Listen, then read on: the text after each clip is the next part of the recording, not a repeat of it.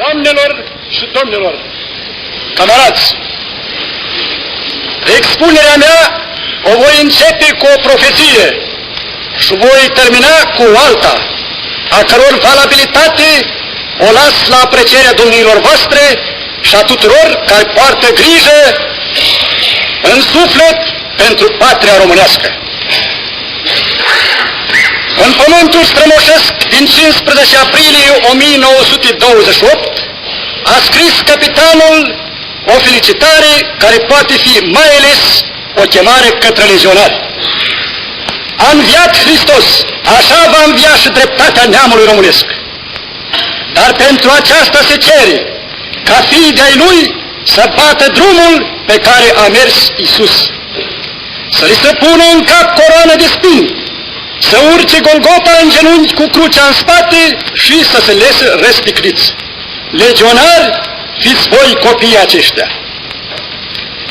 Este cineva care să se îndoiască de măreția acestor cuvinte scrise cu prilejul învierii Domnului?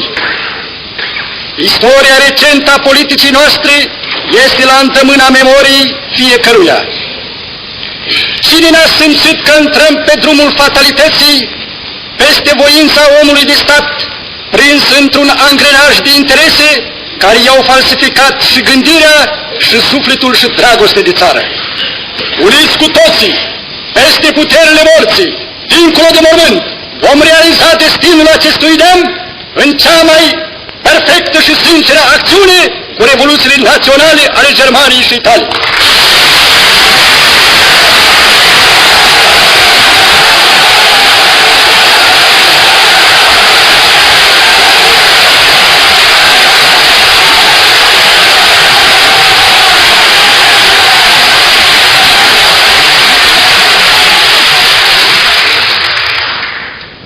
Înțelegeți că toate sacrificiile acestor țări reprezintă o jertfă comună pentru fapte și împliniri comune.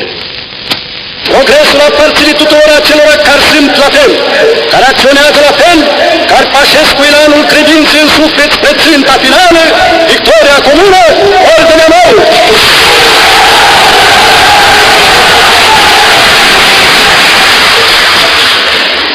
Pentru ea ne dăruim necondiționat, fără sofisme, fără calcule, așa cum bine se șade luptătorului în orice moment al bătăliei.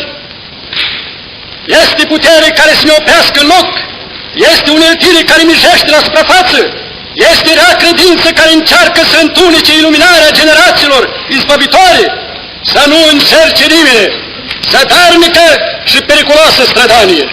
Legiunea e în marș și marșul ei nu poate fi oprit.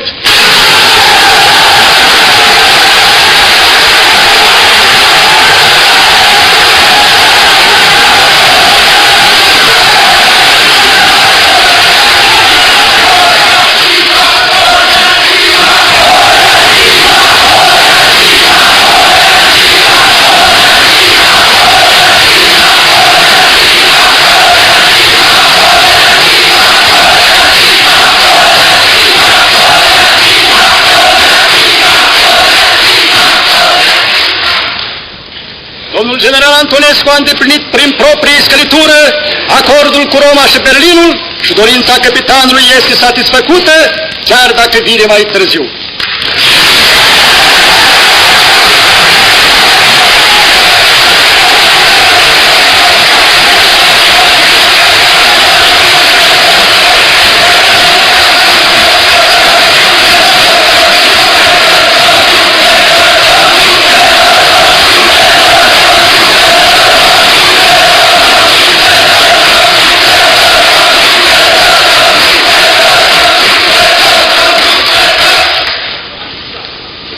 Noi am fost și rămânem adepții așezărilor în Europa ce vine, pentru că ea este dreptatea și pentru neamul românesc, în măsura jertfii ce am adus și îi putem încă aduce.